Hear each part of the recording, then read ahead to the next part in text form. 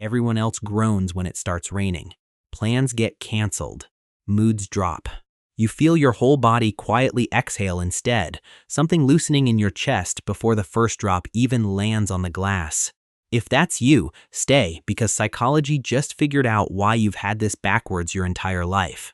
There's a difference between hating sunshine and loving rain. One is a rejection. The other is a preference so specific that researchers gave it its own name. By the end of this video, you'll know exactly which of two types of rain lovers you are and why the thing you've been quietly apologizing for might be one of the healthiest traits you have. For decades, we treated people who preferred gray weather like they were slightly off, moody, depressive, antisocial. If sunshine didn't make you happy, something was clearly wrong with you. But here's the real thread researchers have actually traced: the temperature drop that comes with rain tracks with lower cortisol and a calmer nervous system. Cooler air simply asks less of your body than heat and glare do, and a calmer body reads, from the outside, exactly like a quieter mood. Your body isn't malfunctioning when it settles during a storm. It's doing precisely what cooler air is built to make it do. They weren't depressed by rain. They were regulated by it. There's even a word for this: pluviophilia, literally the love of rain. It's not a clinical term, but it's a real, widely used one, and it points at something true, a preference some brains have for low-arousal environments over high-stimulation ones. If you've ever felt more alive during a storm than during a beach day, your brain is not broken. Your brain is calm-seeking. And in a world that runs on constant stimulation, that's quietly rare. Here's the thing nobody talks about. Sunny weather is loud. Not literally, but neurologically. Bright light activates your alertness system the same way a notification buzzing on your desk does. Blue skies push your brain into what psychologists call an approach state: ready to do, ready to go, ready to perform. For most people, that feels good. For a specific type of person, that feels exhausting because their nervous system is already running slightly hot on a normal day, and the last thing it needs is a sky yelling at it to get up and be productive. Now, before you start diagnosing yourself, because I know half of you are already like, this is me, let's actually try something first. Close your eyes for a second, or at least soften them. Now imagine the sky outside where you are turning gray. Real, unhurried rain starts tapping against the window. Notice what your body does. Something in your shoulders drops. Something in your jaw softens. Your breathing slows down half a beat without you telling it to. Something in your chest that's been low-key clenched since Tuesday finally lets go. Now open your eyes. That drop didn't come from the weather. That drop came from your body finally being given permission to stop performing. Here's the part that changes everything. If a rainstorm you only imagined can drop your shoulders in 5 seconds, that means the rest of your life has been quietly demanding a level of alertness you never actually agreed to. Rain lovers aren't addicted to rain. They're starved for a version of the world that doesn't require them to be on. And a storm briefly hands them that world for free. But wait, it gets more specific because there are actually two very different types of people who love rainy days, and this is where you find out which one you are. The first type is the sensory rester. Their nervous system runs a little louder in ordinary bright environments: sunlight, traffic, fluorescent light, a crowded room, small talk that never quite stops. All of it registers as slightly too much volume all day, every day. Rain works for this person because it turns the volume down on everything at once. The sky grays out. Sound gets softened under the drumming of water against the glass.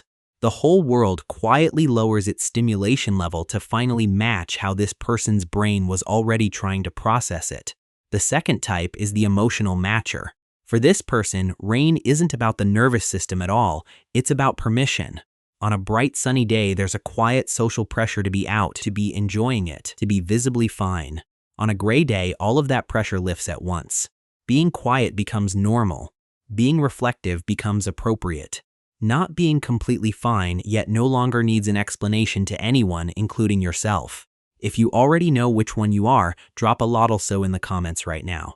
Sensory rester or emotional matcher. But here's the part that ties both types together. You're not actually two different people. Both are chasing the exact same rare feeling, a moment where the world outside finally matches the world inside. Most people never even notice this matching because their inner noise already lines up with the noise outside. But if your inside has always run quieter, softer, slower than the world demands, that match almost never happens on its own until it rains. And for a few hours, you stop being a slightly polite visitor to your own life and start actually living in it. Here's something that will genuinely blow your mind. That specific smell right after rain hits dry pavement has an actual name, petrichor. Researchers in Australia coined the term back in 1964, and the smell itself comes from geosmin, a compound made by soil bacteria that gets released into the air the second rain touches dry ground. It's strongest after a long dry spell because plants quietly release oils into the soil that build up over weeks, waiting for rain to finally knock them loose into the air alongside the geosmin. Your nose isn't imagining that scent. Bacteria that have been sitting in the dirt beneath your feet for months are announcing themselves the moment the sky finally opens up. And here's something researchers have quietly noticed for a while. Many of history's deepest thinkers, writers, and creators lean toward rain day habits. Not because there's anything mystical about the weather itself, but because a low-stimulation environment gives the prefrontal cortex room to actually work instead of managing constant input. Rain days are when journals get written, when old questions finally get answered, when decisions that have been sitting on your chest for months quietly resolve themselves. Not because the rain is magic, because the rain finally gave your own mind a quiet enough room to hear itself think in. So what does this mean for you? If you genuinely light up during gray weather, here's your permission slip. You're not moody. You're not weird. You're not secretly depressed. Your nervous system is wired for depth over noise, and rain hands you a rare version of the world that finally matches how you already are underneath the performance. That's not a flaw. That's a signal, your body telling you exactly what kind of baseline you actually need to build your life around. Which means the real move isn't waiting for the next storm. It's noticing that the version of you that shows up during rain, softer, slower, more honest, isn't a special weather-only edition of you. That's your factory setting. That's who you were before the world talked you into being brighter, louder, and more available than you actually are. And you don't need the sky's permission to live that way. You can start giving that permission to yourself right now, storm or no storm, sunshine or not. Or you can just wait for it to rain and smile at the window and tell people when they ask why you look so peaceful that you finally live in a world that matches you. That usually ends the conversation pretty quickly. If this explains something about you that you've never had a name for, hit like and subscribe. And in the comments, tell me one word for how rainy days actually feel in your body, not the pretty word. The real one. I read every single one.